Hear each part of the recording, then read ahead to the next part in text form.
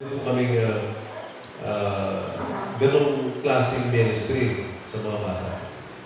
Palagi ko na sinasabi na napakapalag ninyo kahit na isa lang po sa mga anak ninyo yung nakapasok.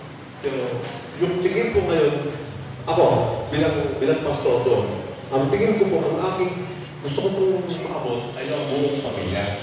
Na, ganun po yung mindset, ganun po yung tingin ko. Siguro ganun po sila pasundin sa kanyang kapatiran ni Jesus.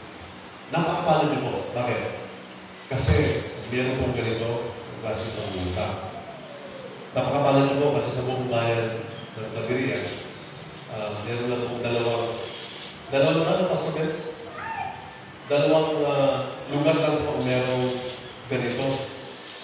Out of ilang household, there are about 30,000 households dito sa. So, napakapalan niyo po ang napasok kayo dito kasi hindi ko meron pong ganito pagtulong. Gusto ko lang po pang-muling gusto kong sabihin bago tayo tapos. Kasi mag-ibang ka na, ibang program na. Ano po, gusto ko sa pagiging magulang, napakahalaga po na kailangan po natin itong aralin talaga. Sabi ni Lala, ako, nakahabol ko siya, talis na siya. Kasi naroon ko, yung sinasabi ko ako na kung nakita ko po yung tinatawag na generation gap, iba po yung aking mindset. Nung panahon na yun, doon ko lang din po nakakaral, nakita na, iba yung mundo ginagalaw ko, iba yung mundo ko, doon sa mundo niya. So, hinabot ko po siya, hanggang ngayon, kahit kasama ko siya, meron po ganun kaming relationship na nag-uusap-usap na open na open. Kasi, nag-open na po siya sa amin, sa ni Mama.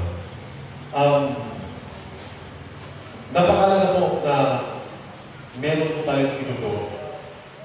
Tayo po dapat, actually, tayo po yung bilang magulang tayo po nagtuturo sa mga anak natin. Tayo po unang guro nila. Hindi po kung sino nila. Actually, sabi ko, pasalamat kayo, pasalamat tayo. I congratulate you na nandito po kayo sa Ohana kasi katuwang ninyo ang Ohana.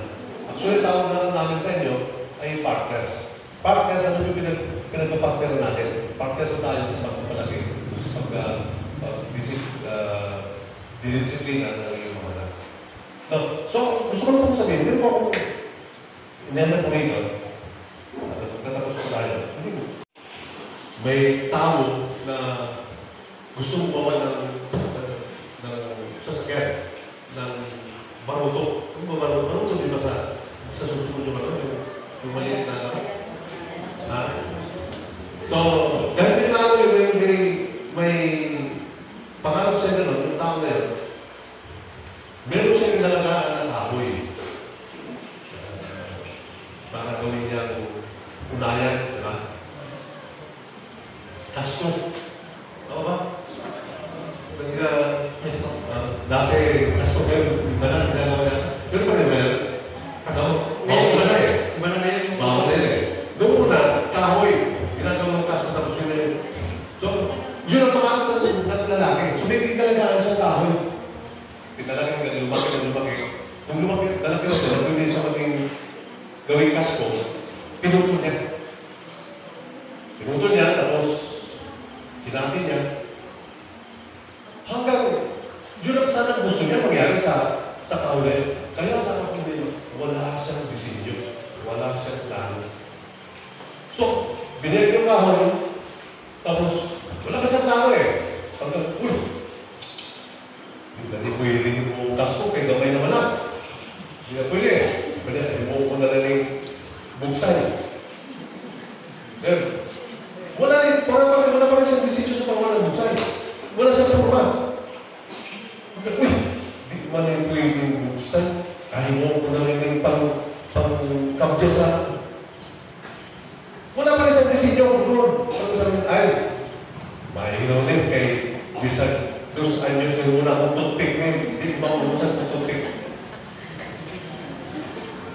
Sana mo tayo magiging gano'n. Hindi naman yung anak.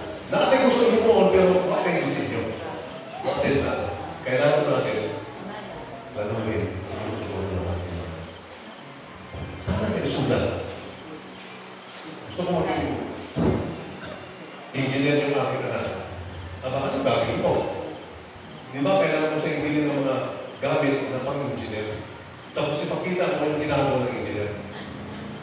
Sila na, ako frustrated lawyer po ako. Gusto ko sa aming tatlong magkakapatid, ako yung gusto ko mag-abogado kasi ako yung pangalan. Si Ronel, pastor talaga yun si Ronel.